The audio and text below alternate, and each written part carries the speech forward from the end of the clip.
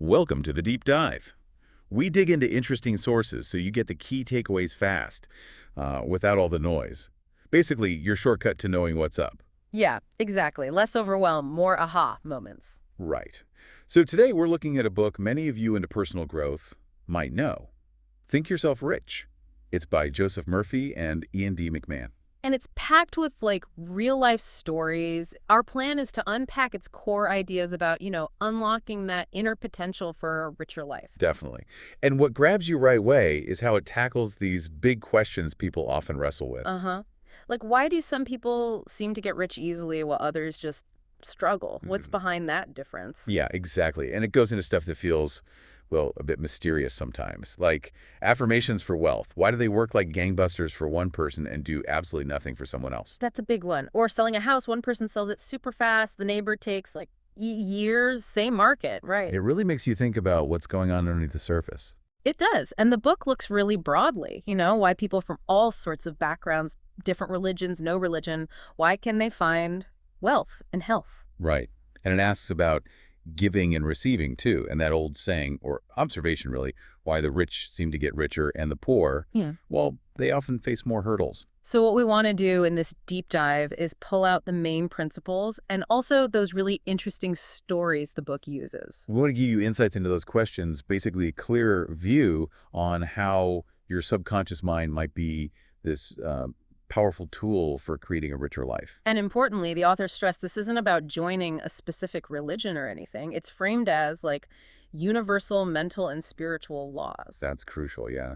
The book has tons of examples, people from various faiths, atheists, agnostics, who apparently found success using these ideas. So the focus is really on understanding these, well, let's call them forces, and using them for your own growth, right? For a better life. So our mission today is simple. Pull out the key actionable ideas and maybe some surprising examples from Think Yourself Rich that you can start thinking about, maybe even applying, without feeling swamped. Okay, let's do it. Where do we start? Let's start with the big one. The power of the subconscious mind. This is pretty foundational in the book. Absolutely. And the core idea here is that our thoughts aren't just things floating around in our heads. They're creative. The book argues that the subconscious, the part running the show behind the scenes is incredibly powerful. And it's just our habitual thinking, the images we keep running in our minds, they actually shape our reality. Yeah, it's like we're constantly programming it. The book gives some great examples, like Bettina W. She was a young widow, really struggling financially after a messy divorce. Uh-huh. 2 kids, lots of debt, just trying to keep her head above water. So what did she do? She started this practice. Every night before sleep, she'd slowly repeat, wealth, success. Really feel it, Right. And the idea is that just before sleep, the subconscious is wide open, Yeah. super receptive to whatever your conscious mind is focusing on. Exactly. So by feeding it wealth, success, over and over, she was impressing that onto her subconscious. And get this. What happened? Within about 3 months, she had started this really successful business, buying and selling antiques, stuff she found at yard sales, auctions. Wow. Yeah. It got so profitable she could quit her old job entirely. So Bettina's story really highlights that idea of consciously feeding the subconscious what you want, doesn't it? She shifted her focus from lack to abundance. Totally. And the book suggests her subconscious then kind of made it happen in the real world. It makes you really consider the power of just focusing your intention. Definitely. And there's another story, Ralph S. He was a young lawyer, pretty talented, but he was just losing case after case. Tough spot. Getting discouraged, money problems building up. Yeah, apparently he was even warned his career might be on the line. And the book points out how stuck he was in negative thinking, just constant thoughts about limitations, scarcity. So his outer world was reflecting his inner state, basically. Seems like it.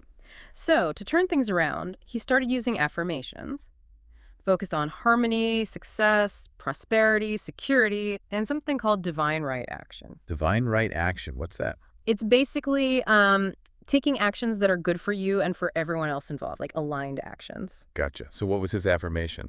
He'd say something like, "Today is God's day. I choose harmony, success, prosperity. Infinite intelligence reveals better ways for me to serve. I am divinely guided. Whatever I do will prosper." Quite a statement. And apparently it worked. His career turned around, finances improved. So again, it's that idea of consciously choosing positive thoughts, repeating them, and kind of reprogramming the subconscious away from limitation. Exactly. It suggests we really can influence things by picking what we feed our minds, especially maybe in those quiet moments like before sleep. Okay, so that's the subconscious power. But the book also really digs into the role of belief and faith. Right. Because if we're influencing the subconscious with thoughts, why do some thoughts take and others don't? The book says belief is the key ingredient. It's not just saying the words, it's believing in that inner power. That seems to be the idea, believing in the infinite power within your subconscious. There's a wild story about the driver at Glendalough in Ireland. This guy stuttered badly his whole life. Tried speech therapy, psychology, nothing worked. Got ridiculed for it. Yeah, tough. So what happened? When he was about 8, his dad took him to this old monastery, St. Kevin's. Told him to sleep in St. Kevin's cell for an hour and promised him he'd wake up cured. Okay, bit unusual. And he did. He woke up, stutter, completely gone, never came back. Whoa. So like a miracle. Well, the book suggests it wasn't necessarily St. Kevin, but the kid's absolute unwavering faith in his father's words and the whole ritual. Ah, okay. So his belief, especially being young and suggestible, fired up his imagination with this powerful expectation. That's the argument. His faith basically activated the healing power already inside his own subconscious. Belief shaped his reality. Fascinating. It reminds me of the Blarney Stone story, too. Oh, yeah, kiss the stone, get the gift of gab, right? Mm. People go to crazy lengths to do it. Even though geologically it's just a rock. Exactly. But the belief around it is so strong, isn't it? The book suggests that the act of kissing it, when fueled by real belief and expectation, might actually trigger latent abilities for eloquence that were already in the person's subconscious. Like the belief unlocks something already there. Yeah, like it gives it permission to come out. It speaks to how powerful collective belief can be, too. So belief acts like a switch, maybe? Turning on the subconscious potential? It separates just wishing from actually making it happen. That seems to be the core message there, which leads nicely into the next bit.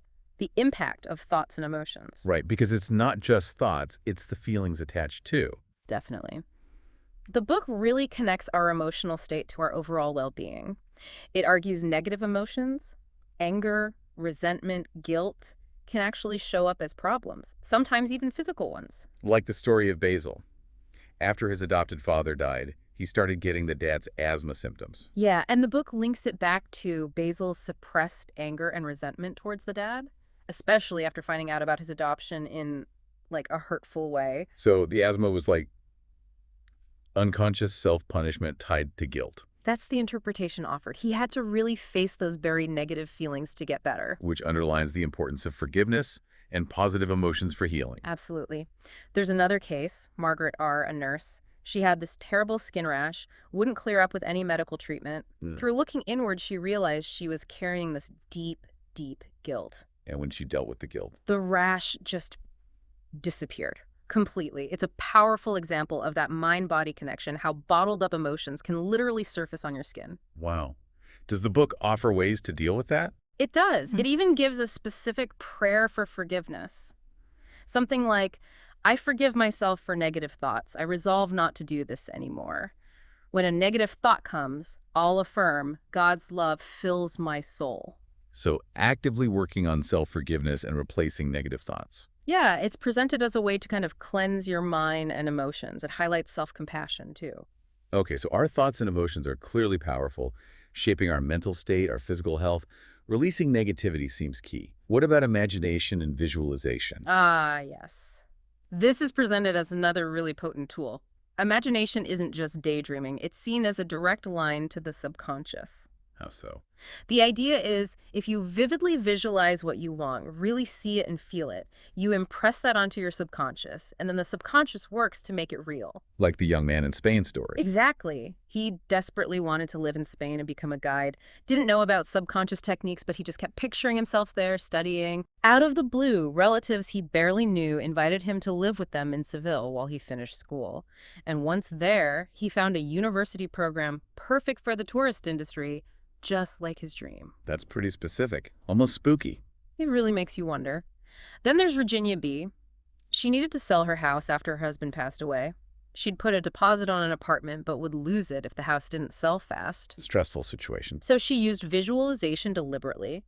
Every night, she'd imagine holding the check for the full price, feeling the satisfaction of depositing it. Then she'd picture herself in the new apartment, feeling grateful like it already happened. Did it work? 3 days after she started doing this, the realtor called.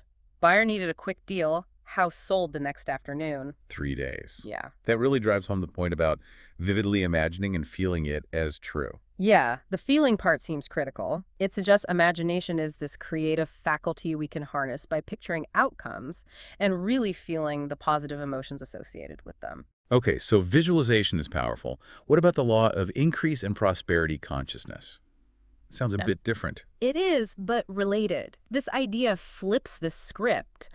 The source of abundance isn't out there, it's within you. Within. How? It's about cultivating a mindset, a prosperity consciousness that expects and welcomes good things.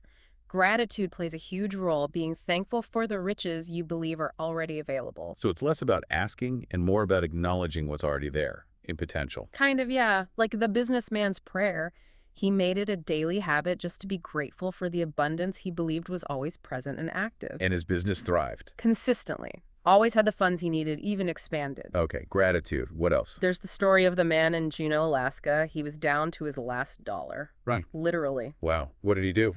Holding that dollar, he started repeating, God multiplies this exceedingly, for it is God who giveth the increase. Over and over. Sounds a bit out there. But listen to what happened. He got a job at a snack bar, worked his way up to manager, got a share of the profits. Then he met a pilot, learned to fly his dream, and eventually started his own charter plane business. From $1 and an affirmation. And the actions that followed, obviously. Yeah. But the affirmation, the shift in mindset seemed to kickstart everything. That single dollar really did multiply exceedingly for him. So focusing on abundance, gratitude, acknowledging an inner source that aligns you with this law of increase, it attracts more. That's the concept. It's about cultivating that inner feeling of already having, or at least having access to, abundance. Now, related to all this is the significance of choosing and decision. How does choice fit in? The book really emphasizes our power to choose. It argues that our ability to make conscious decisions is fundamental to getting what we want: health, wealth, success, all of it. We have to choose positive thoughts and beliefs intentionally. So it's not passive. You have to actively decide. Exactly. Look at Thelma. She consciously chose to believe in love and divine guidance in her life, a deliberate decision. And what happened for her? Soon after making that choice, someone new came into her life unexpectedly, and they ended up getting married happily. Her decision seemed to open the door. So choosing the belief came first. Right. The book even quotes the Bible, Joshua 24:15, choose you this day whom you will serve, to hammer home that point about conscious choice directing your life. It puts the responsibility squarely on us, doesn't it? We're not just drifting. We're choosing our focus, our beliefs. Precisely. We have agency. And choosing empowering beliefs sets us up for a better reality. That leads us to the power of intuition and inner guidance. Ah, that little voice inside. Yeah, or that gut feeling. The book talks about intuition as this direct line to deeper wisdom within us. It's not logic, it's a direct knowing. How does it show up? Could be a sudden thought, a strong feeling, or even what the book calls clairaudience, like clear inner hearing. Like Jean Wright, the author's secretary. Exactly. She had this strong feeling one Saturday not to go away for the weekend like she'd planned. Couldn't shake it, so she stayed home. Good thing she did. Very. Her son had an accident that day, knocked out a front tooth. Because she was home, he got immediate dental care, probably saved the tooth. Her intuition was spot on. Wow. Any other examples? Yes, Lorinda H. She got an invitation to visit relatives, but heard this clear inner voice just insisting stay home. Did she listen? She did, declined the invitation. Later found out the person who was supposed to drive her died in a massive car accident that day. Chilling. So intuition can be protective, guiding. Definitely seems that way. Developing trust in those inner nudges can help navigate challenges, even avoid danger. What about using it more proactively? Well, there's Philo L., the stockbroker. He apparently had incredible success by trusting his intuition about which stocks to buy and when. How did you do that? He had a specific practice of, charging his subconscious to alert him to the right investments at the right time, consciously cultivating that intuitive insight for his work. So you can train it, in a way. Ask for guidance in specific areas. That's what Philo's story suggests. By setting the intention and being open to the answers, you tap into wisdom beyond just the analytical mind. Okay, so listening to that inner voice is another key. Mm. What about self-confidence and self-worth? How important are they? Hugely important, according to the book. Self-confidence isn't just internal, it's described as almost contagious. It affects how others see you and interact with you. And you need to recognize your own worth. Absolutely. Affirming your own inherent qualities. We see this with the young pharmacist. He gets fired unexpectedly. Yeah. Does he fall apart? Nope. He keeps his confidence, follows a gut feeling to talk to his father-in-law. Yeah. His confidence, plus the father-in-law believing in him, led to getting the backing to open his own pharmacy, which was successful. Then he opened a second one. So his self-belief directly led to opportunity. It seems so. Then there's Deborah, the real estate agent. Sales were down. She was feeling low. What did she do? She actively worked on rebuilding her confidence, Mm-hmm. started affirming her faith in like a constant supply and divine guidance. She had a specific affirmation about it, How was it? something like, I have perfect faith in God's supply. All who buy through me are prospered. Divine activity and immediate perfect results now take place. Giving thanks for miracles. Did it turn things around? Big time. Started making multiple high-value sales. It really shows how consciously boosting your self-belief can produce real-world results. So believing in yourself really does open doors. Okay, next up, the transformative power of love and forgiveness. Yeah, this is presented as a really fundamental force. Love is described as cohesive, healing, radiating goodwill towards others, benefits them, and comes back to you. And forgiveness is key, too. Especially self-forgiveness, yeah. Letting go of negative baggage. There's a story about a man with tuberculosis. How did love help him? His health actually started improving after he consciously worked through his deep resentment of wealthy people and instead focused on embracing, well, divine love. So letting go of hatred and focusing on love had a physical effect. That's the implication. It shows how powerful shifting those deep-seated emotions can be. Any other examples? There's Vincent. He was stuck in some nasty legal battles. How do you do? He started praying for everyone involved, including the opposition, to be surrounded by divine love and truth. Kendra. The whole situation resolved unexpectedly. The person suing him got arrested for something totally unrelated, and the lawsuit was dropped. Wow. So the book says love always frees. Yeah, that's a key phrase. It suggests love, even in conflict, can create positive shifts. It also mentions that real love isn't possessive, using an example of a woman, Nancy, whose husband left her, but her loving reaction ultimately led to good things for her own life. So love and forgiveness are powerful tools for healing, resolving issues, and attracting positive outcomes. What about a quiet mind and constructive imagination? This ties back to earlier points, but focuses on stillness. Quieting the mental chatter is seen as essential for accessing that inner wisdom we talked about with intuition. So you need quiet to hear the guidance. Exactly. And then you use imagination constructively, directing it purposefully, not just letting it wander. Like Eleanor A., the business executive. Right. She credited her huge success directly to daily meditation and silent affirmations. Was her routine? Basically, quieting her mind, focusing on infinite intelligence within, and affirming guidance and positive results for her company. She said solutions to tough problems often came during those quiet times. So stillness plus focused intent. And we see the constructive imagination part, again with Bettina, the sales rep who was struggling. Oh, a different Bettina. Yeah, this one vividly imagined her manager congratulating her on great sales, pictured getting a promotion. And that helped her get promoted. Apparently so. By implanting that picture and feeling in her subconscious, it helped manifest the reality. So quieting the mind lets you receive wisdom, and directed imagination lets you impress your goals onto the subconscious. A powerful combo. Seems to be the idea. Which brings us to the final point. Planning for a rich future now. Meaning, what we do today matters most. Exactly. The present moment is where the future gets built. Our current thoughts, our current feelings, they're the seeds. And the book warns against, what did it call them? Two thieves. Yeah, the two thieves of attention and energy. Brooding over the past and worrying endlessly about the future, they steal your power from the present. So the focus should be on harmonious, positive thoughts now. Right. Because those present thoughts are literally creating your future health, happiness, abundance, peace, whatever you're focusing on. It's empowering, really. You control your present thoughts, so you're actively building your future right now. That's the core message. You're the architect. Okay, wow. we've covered a lot. Let's try to quickly recap the big ideas from Think Yourself Rich. Okay. So, number one, your subconscious mind is incredibly powerful. Your habitual thoughts and beliefs really do shape your reality. 2, belief is the magic ingredient. It's what activates that power and makes the difference between wishing and manifesting. 3, negative emotions block you, physically sometimes. Love and forgiveness, especially self-forgiveness, are transformative healing forces. 4, imagination isn't just fluff. Visualizing what you want, feeling it, impresses it on your subconscious to bring it about. 5, think abundance, not lack. Cultivate prosperity consciousness through gratitude and knowing the sources within. That's the law of increase. 6, you have agency. You need to consciously choose positive thoughts, beliefs, and directions. Decision is key. 7, listen to your intuition. That inner knowing, that gut feeling, is valuable guidance and protection. 8, self-confidence and self-worth are crucial.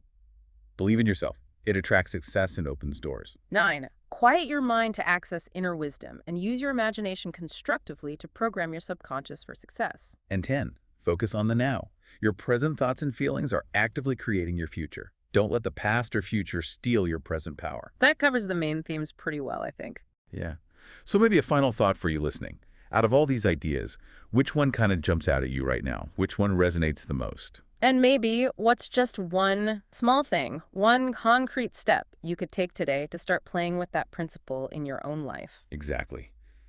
If your thoughts really are creative, like the book strongly suggests, what kind of reality are you building for yourself right now? Food for thought, definitely. And remember, the stories we shared are just a few from the book. Think Yourself Rich has many, many more.